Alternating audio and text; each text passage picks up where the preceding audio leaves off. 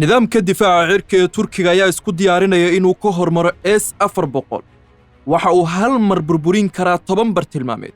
Turkiga ayaa sii wada horumarintiisa wax soo saarka hubka isagoo dhawaan shaaca ka qaaday horumar difaaci ah oo la yaab leh. waxa uu soo saaray nidaamka difaaca cirka noociisii ugu horeeyay oo maxalli ah. nidaamka difaaca ee loo yaqaan E ayaa la bilaabay samayntiisa halka nidaamka O uu ka gudbay dhammaan tijaabooyinkii. waxaana la gaaray xilligii daaha laga rogi lahaa nidaamka cusub ee U kaasi oo noqon doona mid la tartamo hubka difaaca cirka ee Mareykanka ee loo yaqaan Patriot iyo kan Ruushka ee S-400. dawladda Turkiga ayaa muddo badan ka shaqeynaysay soo iibsashada tiknoolajiyadda hubka ee ugu casrisan caalamka iyo samaynta nooceeda u gaarka si ay uga kaaftoonto soo iibsashada iyo shuruudda adag ay dejiyeen dawladaha waaweyn.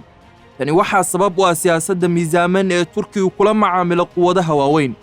mashruucan waxaa si buuxda loogu soo saaray gudaha Turkiga iyadoo la kaashanayo sharikadaha Aselsan iyo shirkadda Rocket.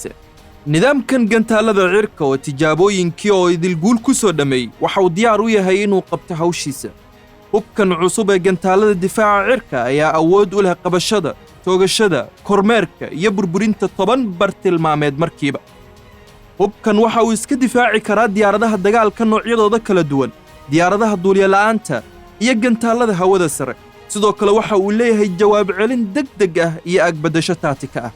nidaamka S-400 noociisa Turkiga waxa uu awood u leeyahay inuu dabagalo bartilmaameedka isagoo adeegsanaya raadeerkiisa u gaarka ah, bilaabina kara rididda gantaalada xilliga ugu munaasabsan iyo burburinta diyaaradaha dagaalka ee qumaatiga u kaco.